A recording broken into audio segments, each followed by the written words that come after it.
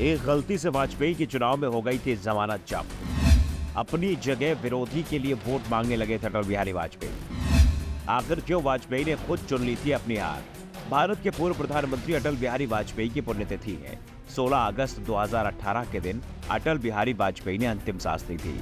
उनको श्रद्धांजलि देने के लिए आज दिल्ली में उनके समाधि स्थल सदैव अटल पर नेताओं का तांता लगा रहा। जैसे वाजपेयी अपने अंतिम दिनों में राजनीति से पूरी तरह से कट चुके हैं। वो स्मृति लोभ का शिकार हो चुके थे।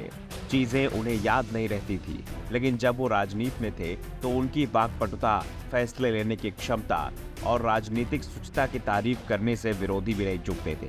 और ये सब वाजपेयी की शख्सियत के चलते ही था।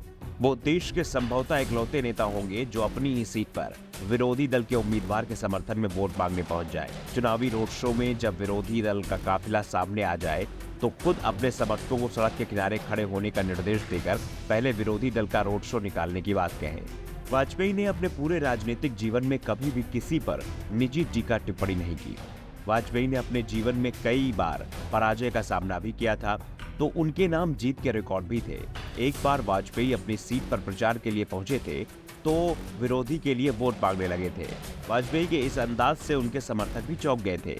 बात देश के दूसरे आम चुनाव की है। 1957 के चुनाव में कुछ ऐसा ही हुआ था। उस समय वाजपेयी जनसंघ के बड़े नेता थे और वो मथुरा सीट से लोकसभा चुनाव लड़ रहे थे। यहाँ से उनकी करारी हार हुई थी और हार की वजह वो खुद थे। उनकी कपिल ने उनकी जमानत जब्त करा दी थी क्योंकि अटल बिहारी वाजपेयी इस सीट पर अपने विरोधी उम्मीदवार राजा महेंद्र प्रताप सिंह के लिए वोट मांग रहे थे।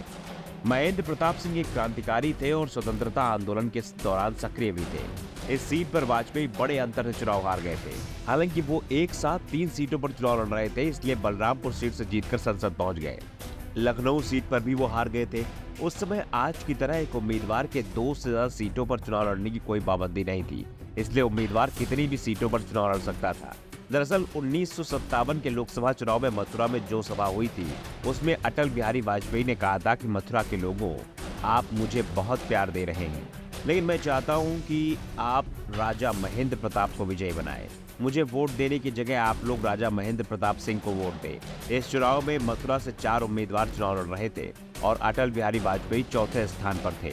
बाद में राजा महेंद्र प्रताप के नाम पर अलीगढ़ में पीएम नरेंद्र मोदी ने विश्वविद्यालय का शिलान्यास किया। राजा महेंद्र प्रताप ऐसे क्रांतिकारी थे जिन्होंने अफगानिस्तान में जाकर भारत की पहली निर्वासित सरकार बनाई थी और वो खुद इस निर्वासित सरकार के राष्ट्रपति थे। ये सब उन्होंने 1915 में किया था। अंग्रेजी शासन के दौरान उन्होंने स्वतंत्र भारतीय सरकार की घोषणा दी थी। महात्मा गांधी ने भी उनकी भरसक तारीफ की थी। उन्होंने 32 साल की उम्र में जर्मनी, रूस और जापान से भारत को आजाद कराने के लिए मदद मांगी थी।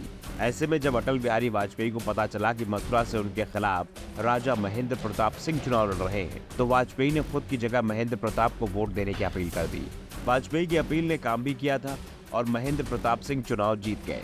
वैसे उस समय कांग्रेस सहित तमाम पार्टियों के नेता ने वाजपेयी की अपील पर सवाल भी उठाए थे।